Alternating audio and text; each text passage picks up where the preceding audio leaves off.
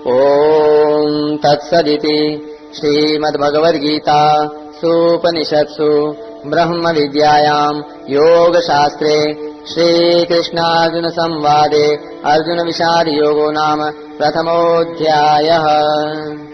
इस प्रकार ओम तत्सत इन भगवान नामों के उच्चारण पूर्वक ब्रह्म विद्या और योग शास्त्रमय श्रीमद् भगवद गीतोपनिषद रूप श्री कृष्णार्जुन संवाद में अर्जुन विषाद योग नामक पहला अध्याय पूर्ण हुआ।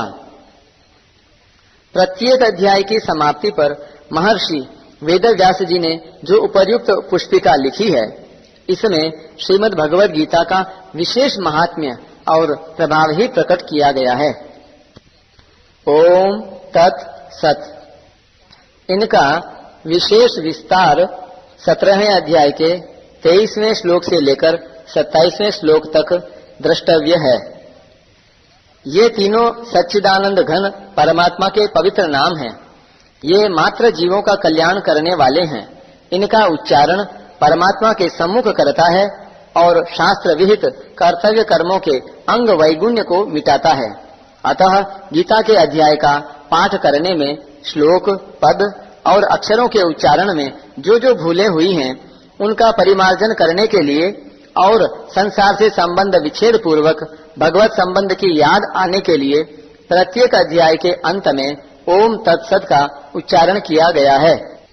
महर्षि वेदव्यास जी के द्वारा अध्याय के अंत में ओम के उच्चारण का तात्पर्य है कि मेरी रचना का अंग वैगुण्य मिट जाए।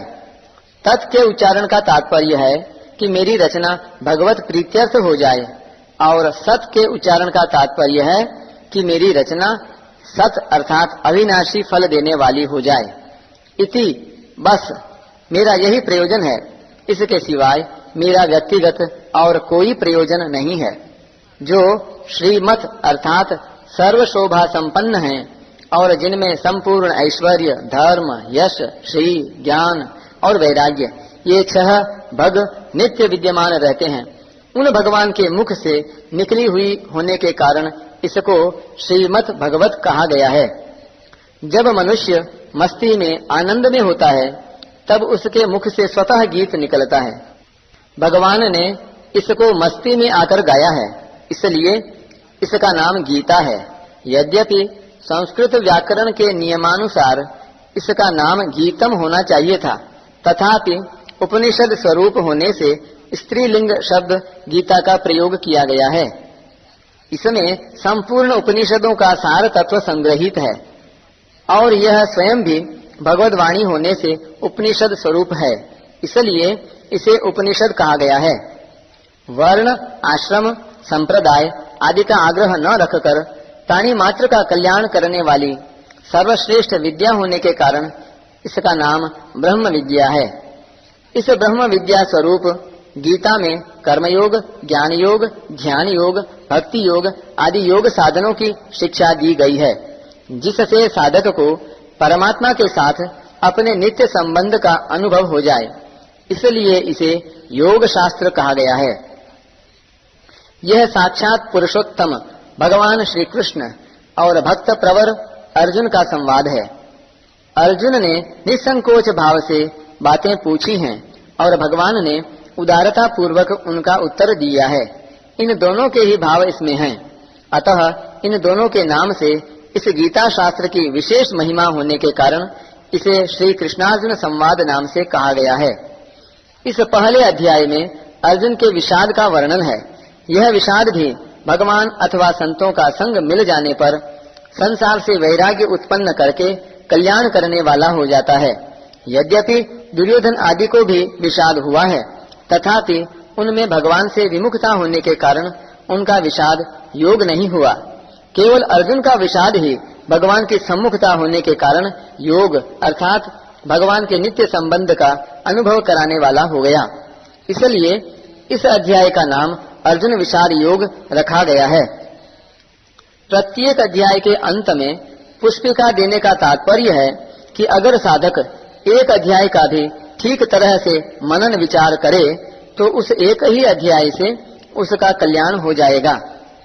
पहले अध्याय के पद, अक्षर और उवाच।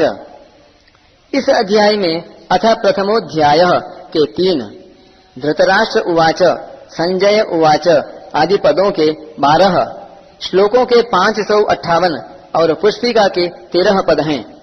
इस प्रकार संपूर्ण पदों का योग 586 है। इस अध्याय में अथ प्रथमोऽध्यायः के 7, धृतराष्ट्र उवाच, संजय उवाच आदि पदों के 37, श्लोकों के 1504 और पुष्पिका के 48 अक्षर हैं। इस प्रकार संपूर्ण अक्षरों का योग 1596 हैं। इस अध्याय के सभी श्लोक 32 अक्षरों के हैं।